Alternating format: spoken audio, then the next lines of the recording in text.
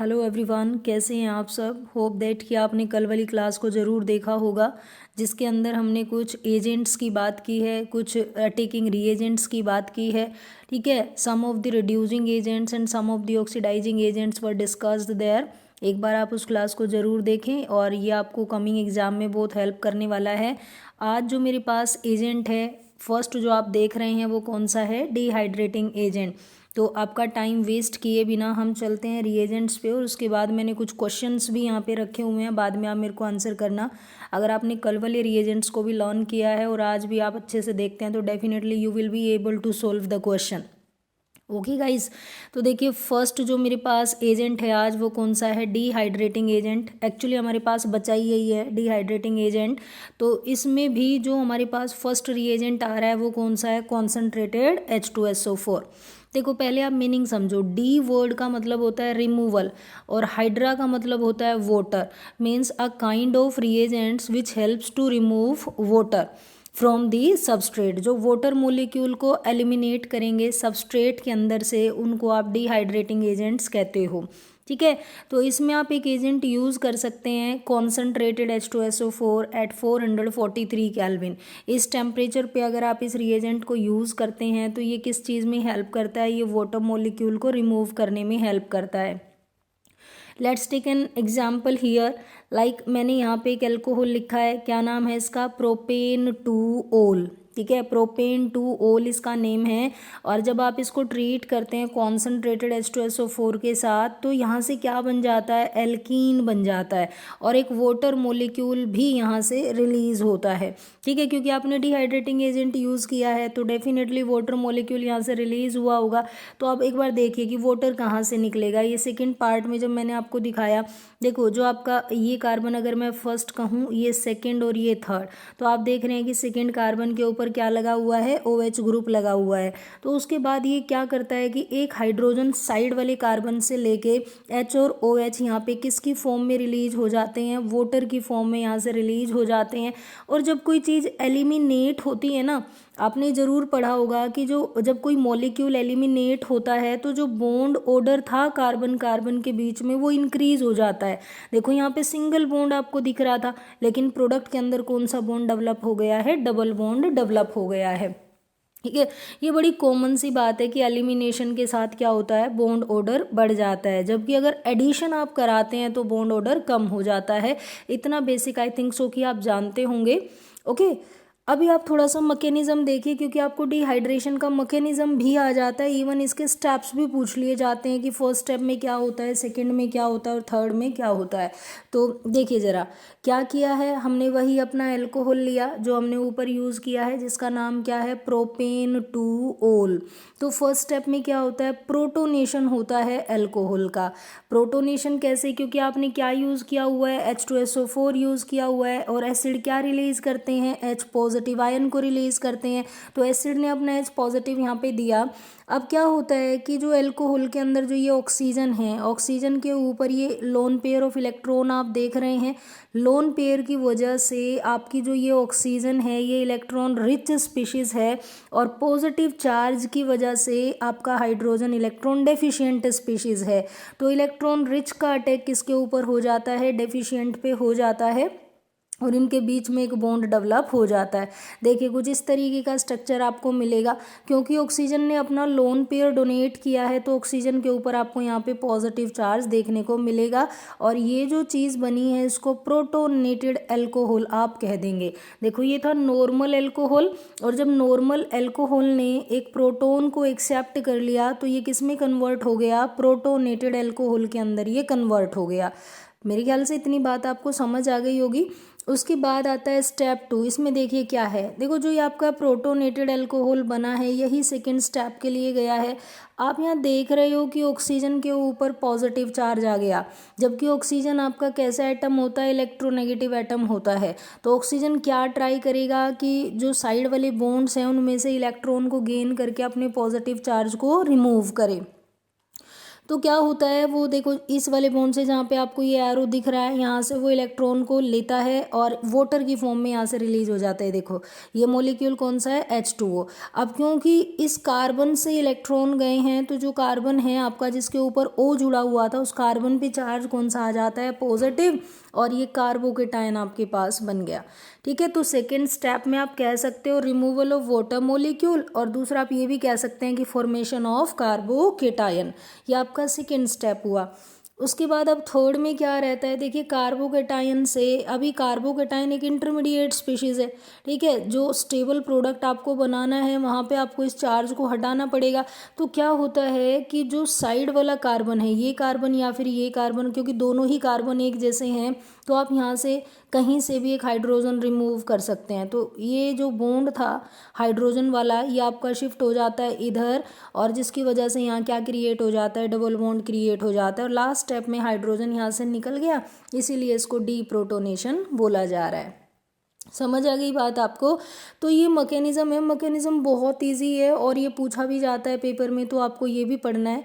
ठीक है, उसके बाद बताना अगर कोई प्रॉब्लम है तो वापस से इसको रिपीट करेंगे कहीं पे अगर कोई प्रॉब्लम आपको रह जाती है तो। ठीक है, इतनी बात आपको समझ आई होगी। चलिए अभी आगे देखते हैं कि आगे मेरे पास क्या है। अब देखिए डिहाइड्रेटिंग एजेंट में आपने एक ही एजेंट अभी पढ़ा है, सेकेंड एजेंट देखिए क्या है। सेकेंड वाले पे जाने से पहले आप ये और देख लें कि अल्कोहल की रिएक्टिविटी क्या रहती है डिहाइड्रेशन रिएक्शंस में। तो इसने कहा है कि अगर टर्शरी अल्कोहल है तो डिहाइड्रेशन फास्टर होगा than secondary alcohol than primary alcohol. ठीक है, ये ऑर्डर रहता है, और कहीं ना कहीं आप रिलेट कर पा रहे होंगे कि क्योंकि टर्शरी से जो देखो बीच में जो सेकेंड स्टेप था वहाँ पे क्या बनता है, वहाँ पे कार्बोकेटायन बनता है, और कौन सा कार्बोकेटायन ज़्यादा स्टेबल होता है, टर्शरी कार्बोकेटायन ज़्यादा स्टेबल होता है। तो इसलिए यहाँ पे कौन सा अल्कोहल ज़्यादा रिएक्टिव हो गया, टर्शरी अल्कोहल आपका ज़्यादा रिएक्टिव हो गया।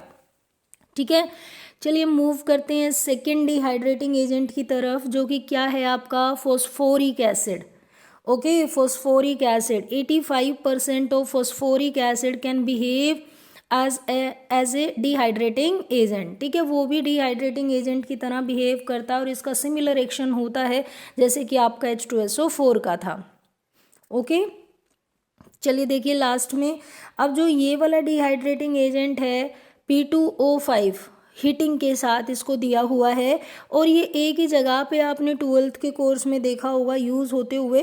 वो कहाँ पे, जब आप कार्बोक्सिलिक एसिड्स को पढ़ रहे थे। ठीक है, एल्डिहाइड कीटोन कार्बोक्सिलिक एसिड में जब आप कार्बोक्सिलिक एसिड वाला सेक्शन पढ़ते हैं तो वो वहाँ पे ये रिएक्शन दिखाई जाती है कि when 2 molecules of carboxylic acids are heated in the presence of P2O5, जब इनको P2O5 की प्रेजेंस में हीट किया जाता है तो इन दोनों मोलिक्यूल में से क्या रिलीज हो जाता है, एक वाटर मोलिक्यूल यहाँ से रिलीज हो जाता है, जिसके बाद आपके पास एक ये कंपाउंड बनता है, और ये कंपाउंड आपका कौन सा है, एनहाइड्राइड है। तो एनहाइड्राइड की फॉर्मेशन के लिए आप इस P2O5 को यूज़ करते हैं।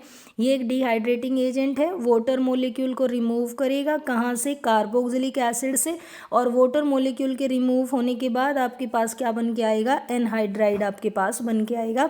तो बहुत इंपॉर्टेंट रिएक्शन है, आप इसको भी देख सकते हैं।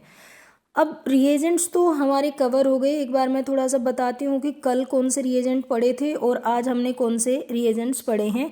तो कल हमारे पास एक तो थे रिड्यूसिंग एजेंट्स, ठीक है, जिसमें आपने लिथियम एल्यूमिनियम हाइड्राइड को या फिर सोडियम बोरोहाइड्राइड को, ठीक है, उसके अलावा आपने हाइड्रोजन किसी कैटलिस्ट की प्रेजेंस में ये वाला रिड्यूसिंग एजेंट भी देखा था, आपने जिंक डस्ट भी देखा था, और एक आपने टिन क्लोराइड प्लस HCl भी देखा था। तो टोटल 5 रिड्यूसिंग एजेंट्स मैंने आपको कल वाली क्लास में कराए थे।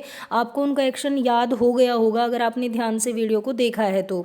उसके अलावा फिर मैंने आपको ऑक्सीडाइजिंग एजेंट्स कराए थे, और जिसमें 2 तरीके के ऑक्सीडाइजिंग एजेंट्स हम पढ़ रहे थे, strong oxidizing agent and mild oxidizing agent. Strong वाले में आपने KMnO4 और K2Cr2O7 देखा था, और माइल्ड ऑक्सीडाइजिंग एजेंट में आपने PCC या कॉपर 573 या क्रोमियम ट्राईऑक्साइड देखा था। उसके बाद आज वाली क्लास में हमने डिहाइड्रेटिंग एजेंट पढ़े हैं, जिसमें पहला हमारे पास कॉन्सनट्रेटेड H2SO4 था, अल्कोहल में से वाटर रिलीज करने का काम है।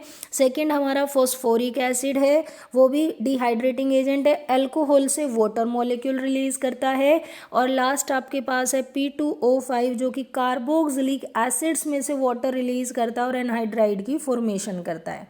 समझ आ गई बात? तो चलिए अभी फटाफट से आप आंसर करेंगे इन क्वेश्चंस के।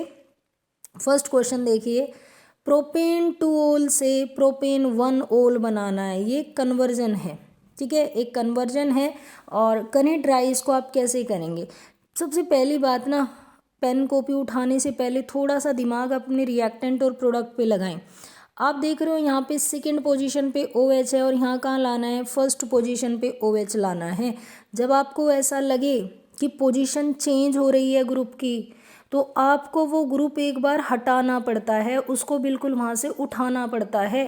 क्योंकि अगर किसी की पोजीशन चेंज करनी है तो उसको हटाओगे तो सही ना वहाँ से एक बार।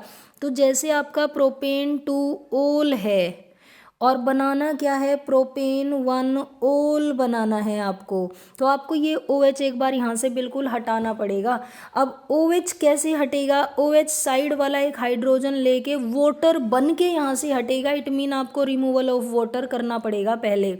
जैसे ही आप वाटर की रिमूवल करते हैं, वाटर की रिमूवल करते ही आपके पास ये डबल बॉन्ड क्रिएट हो जाता है, ऐसा ही होगा।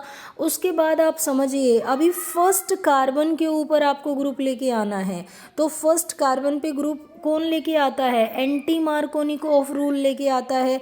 तो आप क्या कर सकते हैं, या तो आप ऐसे करें कि इसमें HBr डालें, HBr डालें किसकी प्रेजेंस में, पर ऑक्साइड की प्रेजेंस में।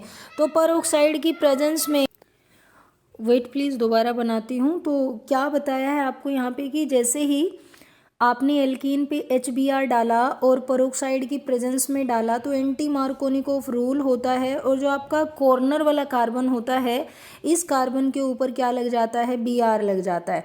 तो पहले आपने हेलोजन लगा लिया। अब हेलोजन लगाने के बाद आप क्या करें, इसका KOH के साथ रिएक्शन करा दें, एक्वस KOH के साथ, तो न्यूक्लियोफिलिक सब्सटीट्यूशन होगा और Br के प्लेस पे क्या आ जाता है, OH ग्रुप आ जाता है। बेसिकली यहाँ पे आपको ये करना पड़ेगा कि पहले आपको एलिमिनेट करना पड़ेगा OH को, ठीक है।